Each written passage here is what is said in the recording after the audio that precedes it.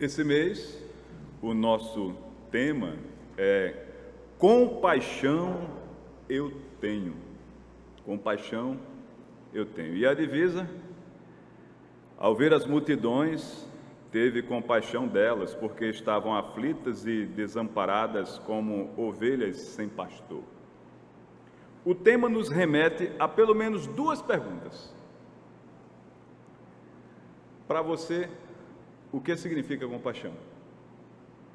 Pastor Maia, domingo próximo passado, nos explicou o que é compaixão, explicou, exemplificou. E eu pergunto, para você, o que é compaixão? Porque pode ser algo diferente daquilo que foi dito. Ele trouxe alguns conceitos, mas você pode ter o seu. Para você, o que é compaixão? Como provar o compromisso com o eterno através da compaixão? De que maneira nós podemos usar a compaixão para demonstrar, para provar que nós temos compromisso com o Senhor? A nossa reflexão tem o seguinte tema: a compaixão do Senhor, nossa missão e a salvação que todos precisam. A compaixão do Senhor, nossa missão e a salvação que todos precisam. Então, eu quero caminhar com os irmãos pensando sobre como o Senhor demonstrou sua compaixão em relação a nós, como Ele nos desafiou, como Ele nos deu uma missão, exemplificar alguns momentos em que Ele agiu e no final nós teremos o nosso desafio se renovando, de ter compaixão, demonstrar compaixão, viver com compaixão. A palavra do Senhor nos mostra vários momentos em que o Senhor teve compaixão, olhando para a multidão, olhando para o indivíduo, olhando para uma família. Diz assim a palavra do Senhor: ao ver as multidões, teve compaixão delas, porque estavam aflitas, desamparadas, como ovelhas sem pastor. Isto aqui é a nossa divisa. Se a gente pensar na metáfora das ovelhas sem pastor, isto nos leva ao povo judeu vivendo o que vivia com uma liderança que não cuidava deles, os líderes que não eram bons líderes para aquele povo. Então a ovelha estava sem pastores, sofrendo. A figura do pastor, ela é bem apropriada nesse momento em que Jesus se dirige ao povo, neste momento em que o autor relata o que aconteceu lá, porque os patriarcas eram pastores. Então, era da cultura deles, era daquela nação que a maioria atuasse como pastor. Então, era uma coisa muito comum para eles saber o que era que o pastor fazia. O próprio Moisés, Davi, os próprios Moisés e Davi foram chamados de pastores. E o nosso Senhor, muitas vezes citado como pastor, o nosso bom pastor. Então, quando o Senhor diz que, olhando para aquela multidão, Ele ficou vivendo, experimentando compaixão por elas, porque pareciam ovelhas sem pastor, Ele via um povo perdido, um povo que sofria e que não tinha quem cuidasse, mas que alguém precisava mover-se para ajudá-los. Então, Deus já tem se movido para nos ajudar, porque nós precisamos muito. A compaixão do Senhor é entrega, perdão e restauração. O Senhor entrega-se a si mesmo para nos perdoar e restaurar cada um de nós naquilo que precisamos. Como diz a palavra do Senhor, Romanos, como está escrito: não há um justo, nenhum sequer. Ainda em Romanos: pois todos pecaram e estão destituídos da glória de Deus, sendo justificados gratuitamente por sua graça, por meio da redenção que há em Cristo Jesus. Todos pecaram. Mas a oportunidade de redenção vem pelos méritos do Senhor Jesus. Porque Deus tanto amou o mundo, que deu o seu Filho unigênito, para todo que nele crer não pereça, mas tenha a vida eterna. Aqui nós vemos a compaixão do Senhor por nós. Todos pecaram. Todos estariam condenados ao inferno. Mas o Senhor entrega o seu Filho para morrer em favor de todos nós pecadores, que não temos mérito nenhum, porque o amor é entrega, o amor é perdão e o amor produz restauração. O Senhor teve compaixão de nós. Nossa missão é testemunhar. Então Jesus aproximou-se deles e disse: foi-me dado toda a autoridade no céu e na terra, portanto vão e façam discípulos de todas as nações. Agora, a nossa missão é viver a compaixão em todos os lugares, dando testemunho do amor de Deus em nosso favor, ensinando-os a obedecer a tudo que lhes ordenei, é o que o Senhor Jesus fala. E Ele nos ordenou ter compaixão nos textos e em suas atitudes. A melhor liderança é a liderança pelo exemplo. E em Jesus, em seus exemplos, Ele nos mostra que nós precisamos ter e viver compaixão. Há pessoas sofrendo, ainda temos multidões perdidas, e estas pessoas estão se agarrando, se abraçando, buscando várias alternativas, mas a cada momento nós vemos a fragilidade daquilo que se coloca à disposição deles para ajudá-los. Ou seja, a contingência, a impotência e a escassez, que são as características da condição humana, sempre irão aparecer. E a pessoa entenderá: eu preciso de um milagre. E a razão, a ciência não vai me trazer isso. Só a fé. Só a fé no Senhor Jesus vai me trazer a salvação que eu preciso. A gente encontra em toda a história da humanidade algum registro que nos cause vergonha. É comum que a gente veja pessoas que foram tão boas em um determinado momento da nossa vida, às vezes pai, mãe, parente. Quando você amadurece e entende melhor as coisas, vai dizer: aquela pessoa fez algo que me envergonhou. É comum a nós, apesar de todas as boas intenções, fazermos algumas coisas que depois a gente reflete e diz: poderia ser melhor, eu cometi um erro e tenho vergonha. Cada um de nós pode um dia provocar vergonha ou sentir vergonha, mesmo que involuntariamente. Mas a palavra diz que o Evangelho é o poder de Deus para a salvação de todo aquele que nele crê, primeiro o judeu, depois o grego. Antes disso, Paulo diz: não me envergonho do Evangelho. No Evangelho não há vergonha. A boa nova do Senhor Jesus não tem vergonha. As pessoas, as instituições, as circunstâncias da vida podem fazer com que alguém cometa um erro que seja vergonha, mas a vergonha não está no Evangelho. O Evangelho é perfeito. Algumas pessoas é que, se apropriando da mensagem maravilhosa do Evangelho, fazem coisas que podemos considerar vergonhosas. Qual é a nossa missão? Pregar este Evangelho no qual não existe vergonha. Não nos envergonhamos do Evangelho, porque ele é o poder de Deus para a salvação de todo aquele que nele crê, não importa qual seja o seu desafio, qual seja o seu problema, qual seja o seu erro. O Evangelho é perfeito, ele é a boa nova e ele pode mudar a sua vida. É nossa missão levar essa mensagem.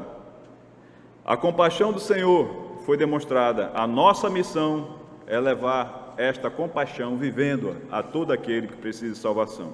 Então vamos ver aqui alguns momentos em que o Senhor Jesus teve compaixão. Eu queria destacar que no grego, quando nós observamos a palavra, o verbo que foi traduzido, vendo. No Sermão da Montanha, Sermão do Monte, também diz lá, vendo o Senhor as multidões, assentou-se e começou a ensinar. Em muitos textos você vai ver a expressão vendo, ao ver. Quando a gente pensa em ver, pode ser o ver enxergar, pode ser o ver uma expressão daquele que é racional e percebe as coisas. O ver a multidão do Senhor Jesus, entenda como compreender cada um no meio daquela multidão. Vendo Jesus a multidão, compreendendo a necessidade de cada um, tendo interação com eles e vivendo o sofrimento de cada um, a dor de cada um, o desespero de cada um, a necessidade específica de cada pessoa no meio da multidão. É isso que é o Senhor Jesus ver a multidão. É saber o que cada um passa. É saber o que cada um sente quando grita uma coisa pensando em outra, quando agradece uma coisa e esquece de outra. Quando ora, chora, cai e pede cura para uma coisa, mas esconde um pecado que não tem coragem de revelar. E muitas vezes aquela é a pior doença que a pessoa carrega em si mesma. Vendo Jesus a multidão, sabendo que cada um precisava, ele agiu e teve compaixão. Compaixão por doentes. Quando Jesus saiu do barco, viu tão grande multidão, teve compaixão deles e curou os doentes. Jesus vê a multidão, vê o sofrimento, o desespero, a necessidade de cura física, e por compaixão, ele cuida daqueles que precisavam. Este é um momento quando as pessoas tiveram a oportunidade de desenvolver a sua fé, testemunhando, vendo aquele milagre e o poder que o Senhor demonstrava e o amor que ele distribuía. Saiu do barco, viu, sentiu, entendeu, julgou apropriado curar e curou, como ele pode também julgar apropriado não curar. O Senhor Jesus cuidou de maneira que demonstrou sua compaixão dos famintos. Mas de que famintos estamos falando? Vamos falar de alguns e pensar também em outros. Mateus 15, 30 a 32 diz assim: uma grande multidão dirigiu-se a ele, levando-lhe os mancos, os aleijados, os cegos, os mudos e muitos outros. E colocaram aos seus pés, e ele os curou. O povo ficou admirado quando viu os mudos falando, os aleijados curados, os mancos andando e os cegos vendo. E louvaram o Deus de Israel. Jesus chamou seus discípulos e disse: tenham compaixão desta multidão. Já há 3 dias que estão aqui comigo e nada têm para comer. Não quero mandá-los embora com fome, porque podem desfalecer no caminho.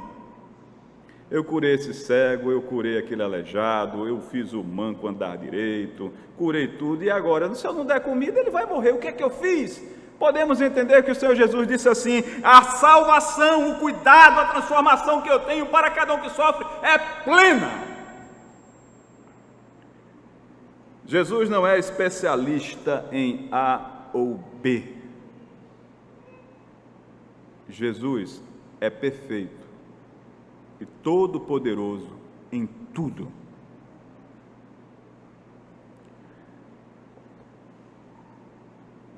Aquelas pessoas suportavam a fome porque queriam a cura daquela doença. Mas depois, curados de cada marca, eles poderiam olhar melhor para a vida e ir atrás de outro, dando as costas para o Senhor Jesus, dizendo: agora eu tenho fome, vou buscar em outro lugar. Jesus fecha perfeitamente aqui dizendo: eu curo a tua ferida, mas eu te dou comida e eu cuido de você plenamente.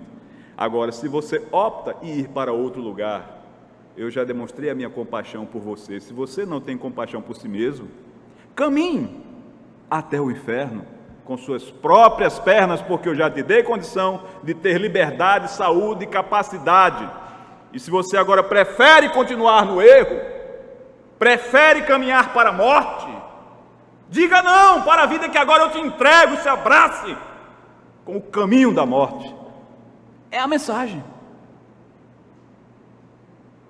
Ou o Senhor Jesus condenaria alguém que no desespero de fome aceitasse uma comida ou fizesse qualquer medida desesperada porque tinha fome? Até onde eu conheço o amor de Deus e estudo a palavra, e veremos inclusive exemplo, a vida é maior do que qualquer preceito. E Jesus é vida para todo aquele que nele crê. O Senhor Jesus teve compaixão dos enlutados. Ao se aproximar da porta da cidade, estava saindo o enterro do filho único. A Bíblia é cheia de coisas que tocam, porque poderia ser o filho de alguém que tem 70 filhos.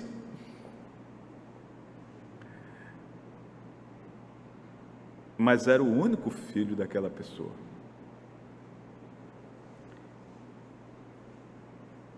Enterro do único filho de uma viúva. A esperança daquela mulher, um filho que cuidaria dela, porque ela já estava enlutada do marido, e agora enlutada do filho. E uma grande multidão da cidade estava com ela, uma grande multidão chorando, pranteando, mas que nada poderia fazer. Quantos e quantos estão aí tentando e sofrendo conosco, mas que nada podem fazer? Ao vê-la, e aí vem o ver de novo, ao conhecê-la, entendê-la, ao senti-la, o Senhor se compadeceu dela e disse: não chore. Pararam, os que carregavam pararam, e Jesus disse: jovem, eu lhe digo, levante-se. Levante-se. Ele se levantou, sentou-se e começou a conversar, e Jesus o entregou à sua mãe. Que maravilha! É a naturalidade do poder de Deus. Assim como ele é espantoso, surpreendente, ele é natural. Então é espantoso, surpreendente, como uma coisa acontece com naturalidade. Levante-se, vamos conversar um pouco e siga com sua mãe. Siga. Compaixão pelos enlutados. O luto é o momento que a gente vive após uma perda, que pode ser de alguém que a gente ama, pode ser de uma posição, uma queda no status. E aí cada um se comporta de forma diferente. Quantas e quantas pessoas hoje não enfrentam a perda do seu emprego, a perda de sua posição, a perda de pessoas com a Covid aí descontrolada, e que carregam o luto, e como tem reagido a esse luto? Eu recomendo a todas as pessoas que sofrem que busquem ajuda, aos enlutados que busquem apoio. Existem muitas formas de você encontrar ajuda. Conheço muitas pessoas que tiveram ajuda neste momento. Na minha posição, eu tenho que falar do que conheço para propor. Eu sei que Deus restaura. Eu sei que Ele transforma vidas. Eu sei que Ele faz aquele que sofre voltar a sofrer. Desculpe, sorrir. Eu sei que Ele faz aquele que sofre voltar a sorrir, sabendo que se um dia voltar a sofrer, será capaz de sorrir de novo. Porque a vida cristã é isso, é enfrentar o problema, resolver e preparar-se para outro. Então aquele que sofre pode sorrir, e sofrendo novamente, com a ajuda do Senhor, ele vai caminhando a sua vida, recebendo de volta o sorriso para o seu rosto. Se você sente alguma perda, se você está vivendo um momento de luto, Aquela mulher tinha perdido o filho. Converse com o Senhor. Senhor Jesus vai te ajudar a vencer esse luto. Ele tem compaixão. Compaixão pelos enlutados, compaixão pelos excluídos. Eu estava falando sobre que a vida é maior do que qualquer propósito. Digo, é maior do que qualquer instrução, qualquer lei, preceito. A vida é maior do que qualquer preceito. Depois disso eu vou ver um exemplo que demonstra isso. Mas quanto a este ponto, eu quero lembrar um comentário sobre todas as leis que nós precisamos seguir para ter uma boa vida, um bom relacionamento. Dentro da cultura judaica, o judeu tem 613 instruções. E é muito natural, é aceito com pouca discussão, que não matar uma pessoa, que é uma instrução, é uma coisa que a gente consegue cumprir com um grau baixo de dificuldade. Uma pessoa normal, estado normal, evitará matar o outro sem muita dificuldade. Perdoar o outro tem um grau de dificuldade um pouco mais elevado, mas é possível. Afinal de contas, a gente não tem 10, 15, 20 pessoas fazendo raiva todo dia e precisando que a gente perdoe. Mas há uma das instruções que é considerada uma das mais difíceis, se não a mais difícil, que está diretamente ligado ao seguinte. Eu vou ler o que o provérbio diz para a gente fazer, para a gente tomar cuidado, depois eu digo qual é a instrução. Eu vou ler 3 versos de provérbio. Diz assim, ó: há palavras que ferem como espada, mas a língua dos sábios traz a cura. Então aqui a gente vê que a palavra pode trazer um grande incômodo. A língua tem poder sobre a vida e sobre a morte, e os que gostam de usá-la comerão o seu fruto. Apareceu a língua de novo. Alguém já disse que a língua é tão perigosa que ela tem que ficar nessa cadeia aqui, assim, ó, com essas grades segurando ela, né? E nós, batistas, quando batizamos alguém e recebemos como membro na igreja, e vemos depois a pessoa criando alguns problemas, como Alexandre Latueiro, não era batista não, Alexandre Latueiro, mas a pessoa cria problema como ele criava, aí a gente pensa assim, a gente batiza com tanta água, porque é o batismo bíblico, né? Mas a gente batiza com a boca fechada, né? Aí não batiza a língua. Então a língua também teria que testemunhar que mudou, assim.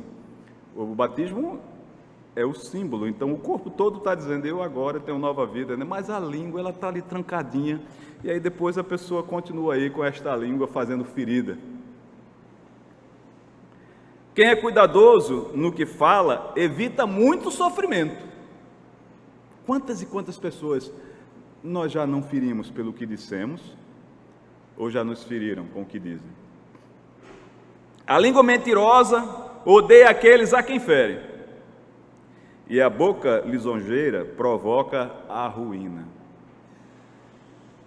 Fica evidente que eu estou falando da má língua, lashon hará, a fofoca, o falar dos outros.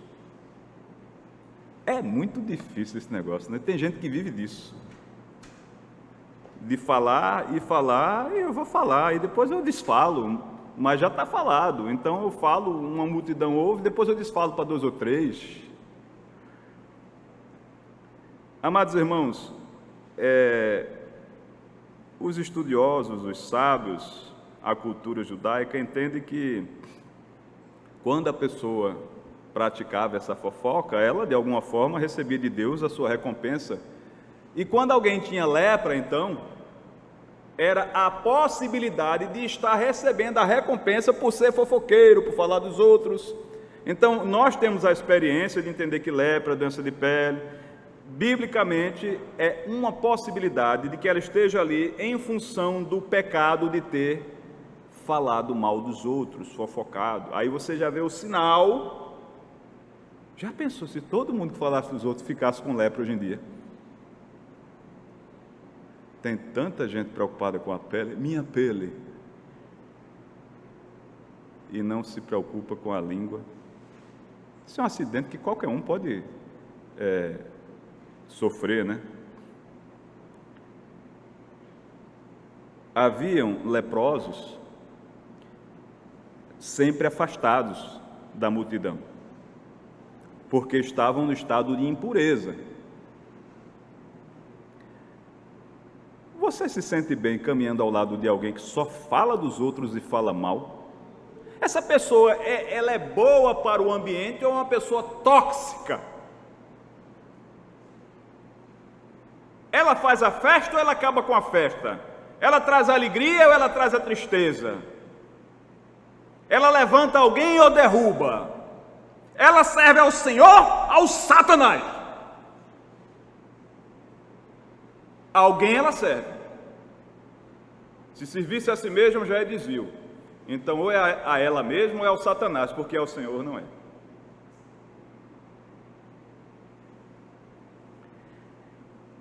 Jesus teve compaixão de um leproso, um homem excluído, um homem à margem da sociedade, um homem que tinha marcas, que poderia ser a recompensa por ser um fofoqueiro. Jesus teve compaixão. Um leproso aproximou-se dele e suplicou-lhe de joelhos: se queres, podes purificar-me? Percebe? Purificar-me. Colocar-me no estado de pureza. Poder estar entre as pessoas, não ser mais tóxico, nocivo, prejudicial. Cheio de compaixão, é o que o texto diz, Jesus estendeu a mão, tocou nele e disse: quero, seja purificado. Jesus quer purificar a todos nós. Jesus quer transformar todas as vidas. Jesus tem compaixão de todos nós. Nós já fomos beneficiados por isso ao longo de toda a nossa vida. E existem muitas outras pessoas caminhando no erro, sofrendo, precisando de compaixão e que não conhecem essa mensagem, que não têm essa experiência, e é nossa responsabilidade como gratidão demonstrar o nosso compromisso ao Senhor, ter compaixão. É difícil ter compaixão de quem andou falando mal de você, mentindo, ou até mesmo dizendo a verdade, porque até dizer a verdade, quando é mal do outro, é pecado dizer.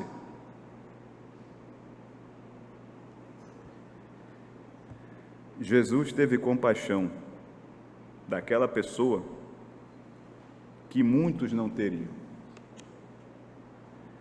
E ele purificou aquele homem para que ele tivesse uma vida entre todos, não mais como alguém impuro. O Senhor Jesus demonstrou a sua compaixão por aqueles que estavam desprezados, que eram ignorados, que ninguém se importava com eles. E aqui eu quero lembrar a vocês um caso num sábado. Certo sábado, Jesus estava ensinando numa sinagoga e ali estava uma mulher que tinha um espírito que a mantinha doente há 18 anos. Percebem que a questão era espiritual. Eu não estou alegorizando, a palavra diz que havia um espírito que a mantinha doente há 18 anos. Ela andava encurvada, de forma alguma podia endireitar-se. Ao vê-la, imagine o Senhor Jesus vendo aquela pessoa, compreendendo as dores dela, sabendo tudo que ela passava, durante 18 anos, andando encurvada, sendo humilhada, sendo rotulada, Eu fico imaginando essas pessoas que tiveram a vida restaurada, o bullying que elas enfrentavam, o doido do cemitério, a troncha. Ou vocês acham que não? Agora, nós estamos numa época da civilização que a gente está reaprendendo a usar a língua, sem destacar no outro aquilo que o faz sofrer. Mas ao longo da história a gente vê as pessoas pisando na ferida do outro sempre e tirando o brilho do outro. Essa mulher deve ter escutado tanta coisa. Imagina uma mulher tentando vestir-se para sair. Eu não sei se ela era casada, se ela tinha família, mas ela já tinha mais de 18 anos, né? 18 anos ela carregava esta dor. Vamos pensar numa mulher de 30 anos se arrumando para sair, escolhendo a maneira que iria se apresentar, olhando para o corpo. E o que é que ia combinar com ela? Isso é um sofrimento. Imagine essa mulher, se o Espírito a fazia encurvar, alguma coisa ela deveria ouvir, alguma coisa ela deveria sentir fora do normal. E se ela sabia que tinha um Espírito que a encurvava, talvez ela pensasse: Deus esqueceu de mim, porque o meu problema é espiritual. Eu não preciso de médicos porque eles não resolvem. Eu não preciso de amigos porque eles não resolvem. Eu tenho um problema espiritual e quem tem que me ajudar? Deus. 18 anos carregando esta dor. Então lhe impôs as mãos e imediatamente ela endireitou-se. Não foi assim, daqui a 15 dias faz efeito, tem segunda dose, não. Foi imediatamente. E louvava a Deus. Indignado porque Jesus havia curado no sábado, o dirigente da sinagoga disse ao povo: há 6 dias em que se pode trabalhar. Venham para ser curados nesses dias e não no sábado. O Senhor lhe respondeu: hipócritas, cada um de vocês não desamarra no sábado o seu boi ou o seu jumento, ou do estábulo, e o leva dali para dar-lhe água, dar-lhe de beber, para que ele possa viver. Você não faz por aquele que você cuida o bem que ele precisa para que ele se mantenha vivo? Por que você dá água ao cavalo, ao boi? Porque ele precisa da água para viver, e a vida é maior do que qualquer preceito. Jesus curou no sábado e fez muitas coisas no sábado, e ele não desrespeitou o sábado, porque a vida é maior do que qualquer preceito. Amados irmãos, Jesus teve compaixão pelos desprezados, ignorados. Quantas e quantas pessoas convivem conosco, carregam seus problemas, e em nossas agendas elas sempre aparecem no momento inconveniente. Não é conveniente esse atendimento agora, minha agenda está lotada, olha, eu não posso te socorrer agora. 18 anos essa mulher frequentava o lugar onde a igreja se reunia, o povo de Deus estava junto, e ninguém havia agido para curá-la. Ela era ignorada, ela era excluída. Mas o Senhor Jesus, vendo aquela mulher, teve compaixão. Padre Thomas Kempis falou: eu prefiro sentir compaixão a conhecer a definição dela. É coisa que a gente às vezes não consegue explicar, assim, me explica o que é compaixão. Eu posso aqui catar alguns exemplos, alguns conceitos, mas aquilo que eu sinto quando eu vejo alguém sofrendo, talvez não exista uma palavra para dizer o que é. Talvez não exista uma palavra para dizer o tamanho do impulso que eu sinto, que me faz estar disposto a largar qualquer coisa e priorizar aquele sofrimento daquela pessoa. Que foi isso que o Senhor Jesus fez. Olhando para a multidão, ele teve compaixão, porque ele mudou a agenda, porque ele surpreendeu pessoas, ele decepcionou alguns mal esclarecidos, mas ele agiu em favor daquele, porque ele teve compaixão. Muitas vezes o cansaço, a preocupação, a insensibilidade, as feridas e o pecado tomam o espaço de nossas vidas onde deveríamos dar morada à compaixão. Estou muito cansado, não vou me preocupar com isso agora.